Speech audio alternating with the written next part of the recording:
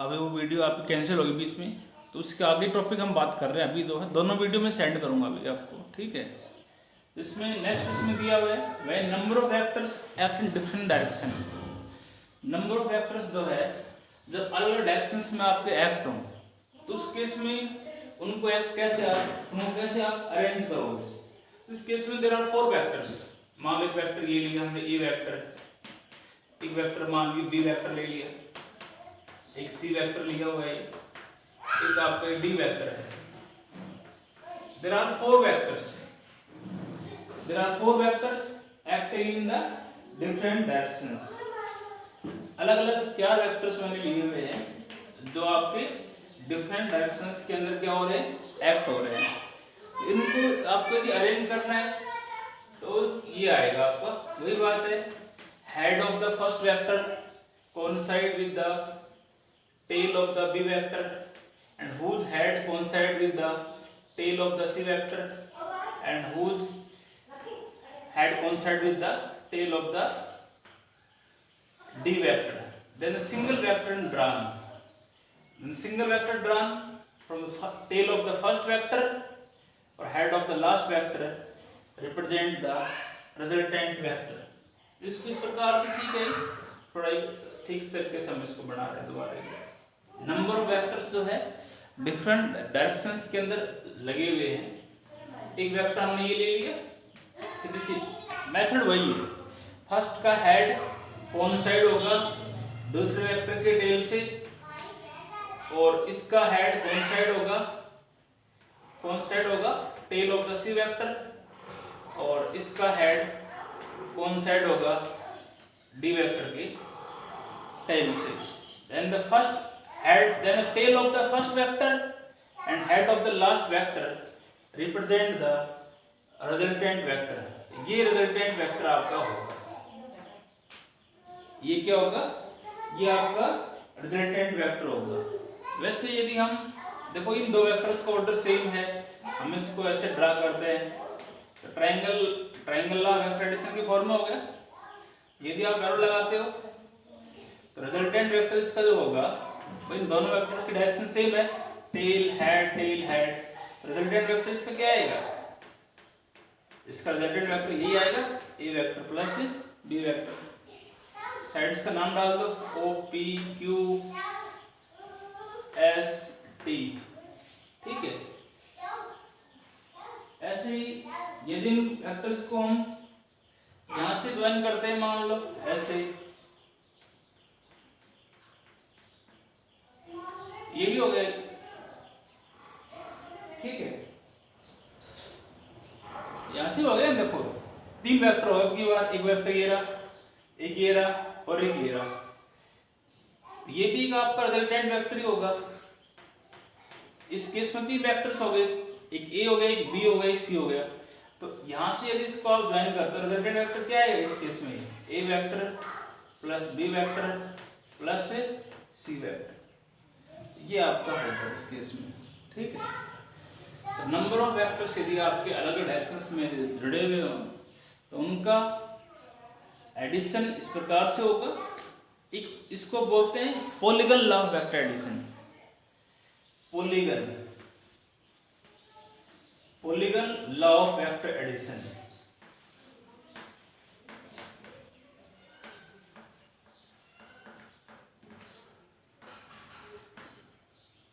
Polygon law of vector addition आपका क्या होता है, polygon law of vector addition के अंदर लिख देता हूं, बताऊंगा। According to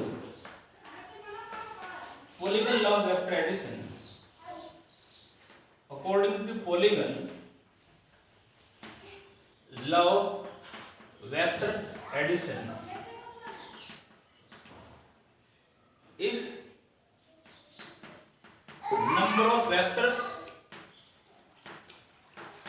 number of vectors acting on a particle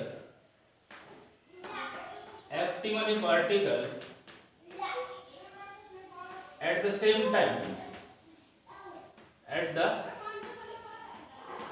time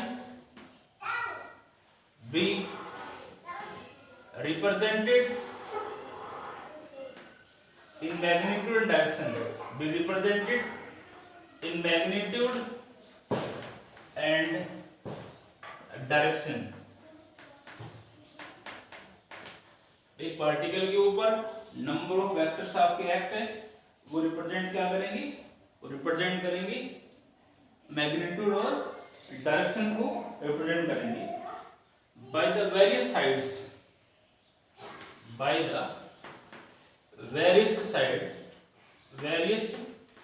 sides of an open polygon taken in same order, इनका ऑर्डर सभी का सेम है, taken in same order, taken in the same order, इन सभी का जो ऑर्डर जो है open polygon का, उन सभी का ऑर्डर क्या है, सेम ऑर्डर है। The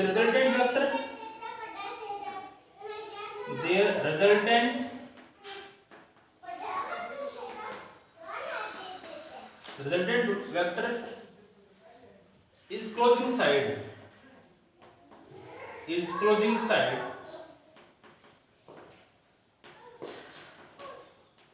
of opposite order, होगा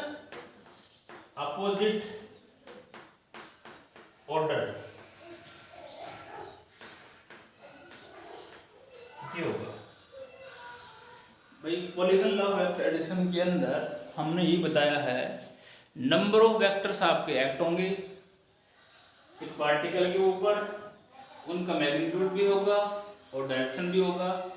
ये नंबर ऑफ वेक्टर्स एक ओपन, यहाँ तक तो ओपन पॉलीगन ही है भाई, मान लो रिजल्टेंट वेक्टर नहीं होता तो ओपन पॉलीगन होता। इन सभी का ऑर्डर कैसा है, same, tell head tail head tail head tail head, and the resultant vector जो क्लोजिंग साइड है, रिजल्टेंट वेक्टर का मैग्नीट्यूड डायरेक्शन तो हो गई, वेक्टर क्वांटिटी कोई भी हो उसका मैग्नीट्यूड भी होगा और डायरेक्शन भी होगी। तो रिजल्टेंट वेक्टर जो है इसकी क्लोजिंग साइड है और इसका ऑर्डर कैसा है, अपोजिट हो गया। हेड से आपका हेड कौन साइड हो गया, तो ये इसको हम बोलते हैं, this is the polygon law of vector addition. इसकी स्टेटमेंट यही है, definition sorry, it state that if number of vectors acting on a particle at the same time be represented in magnitude and direction by the various sides open polygon होगा और उन वेक्टर्स का सभी का ऑर्डर सेम होगा। Order same वाला क्या होता है, tail head tail head tail head. इस प्रकार से यदि वेक्टर्स आपका अरेंज्ड है, ऐड है, तो इसका मतलब वेक्टर्स का ऑर्डर आपका क्या है, सेम है। और रिजल्टेंट वेक्टर जो है उसका ऑर्डर कैसे, अपोजिट। ठीक है, आपको ये तो ही करना है। थैंक्स।